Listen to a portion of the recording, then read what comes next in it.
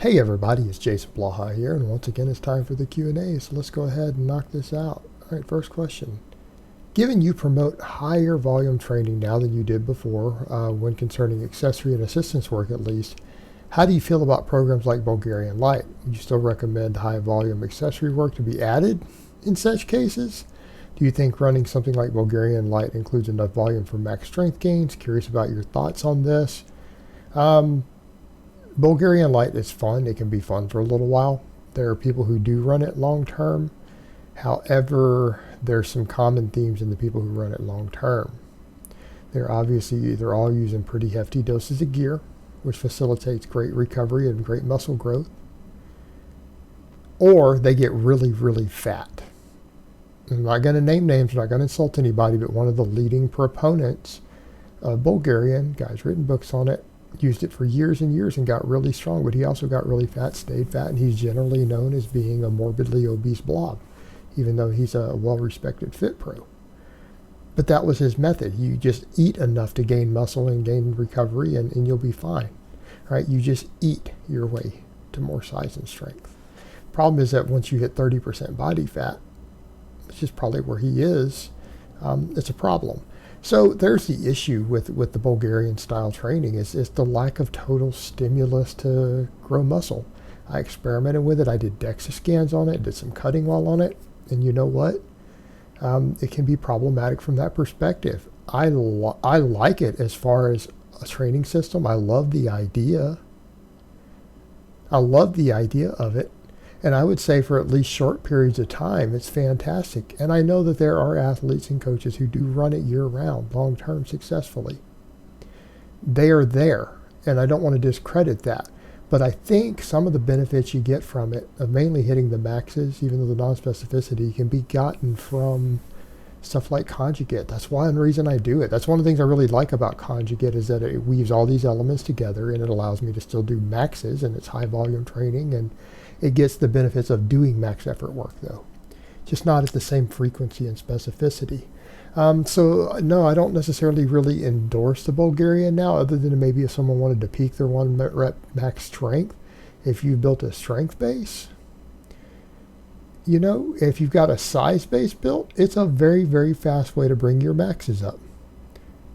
It's a very fast way. Like literally, if someone's been running a bunch of just bodybuilder type hypertrophy stuff and they've built a size best through their whole body, right? They don't have any major glaring weak links, and they were to go run this style of training, they would get brutally strong very, very quickly. Their maxes would go up, but you will stall, and then it gets to a point to where everything will just plateau, and it's then going to take you months to add 5 pounds, months and months.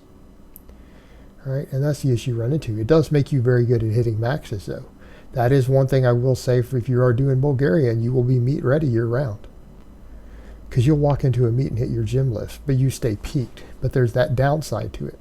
I think it has a lower injury rate. I think it's going to produce slightly less hypertrophy. I think it's going to make a lifter less well-rounded. But what it does do is it would keep you meet ready at all times. At all times. But as far as an overall training program, no. I can't endorse it anymore. I can't. It's fun, and I would still say everyone who's interested, who has the tenacity to try it, could try it one time.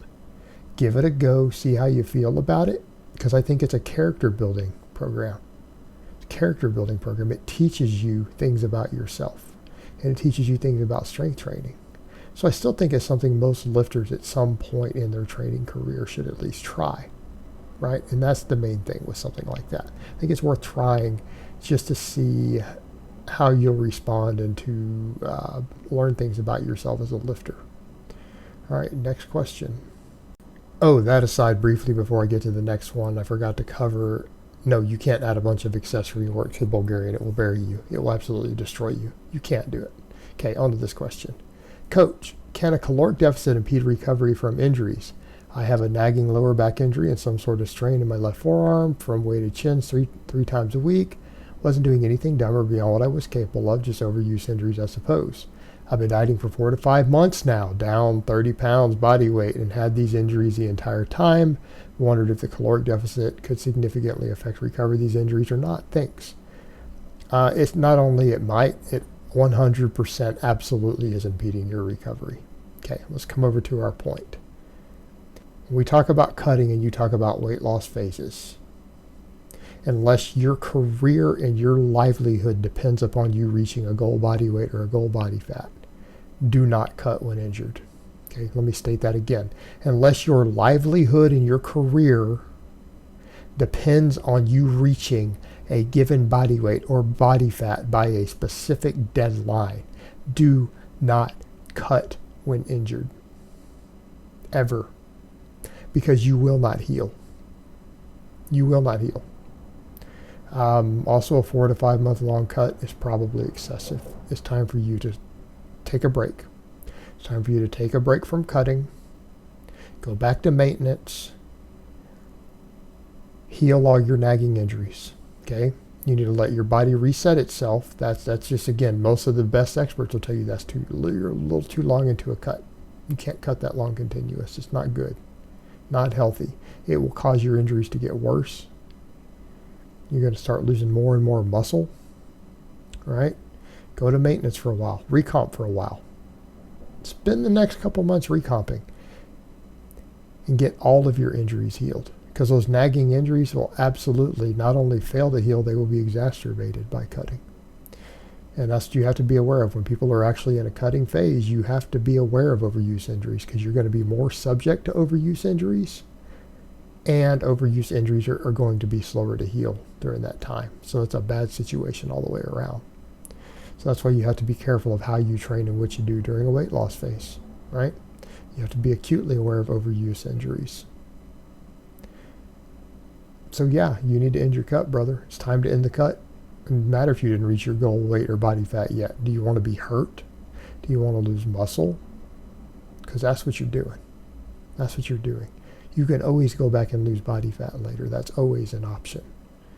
Injuries can turn into permanent injuries. Injuries can turn into scar tissue. And you're already losing muscle because you're cutting that long while injured. Okay? You're losing muscle. And you're staying hurt. Time to take a break. All right, next question. I finished my meet 2 days ago with a 12.5 kg additional to my total. How would you suggest I approach getting back to training after a meet? All right, this is going to come a little late for you, brother, because this video is not going to be out for a week or two until after you already asked it. But that being said, how do you go back to it? The first thing is set those ideas to the side that you have when you step off the platform. Because when we finish a meet, what are we thinking about? We're in that post-competition high, right? We've reached a very, very high state of psychological arousal. In fact, I've gone to meets that I've judged that I didn't compete in and still experienced the meet high. All right? You get high off of it.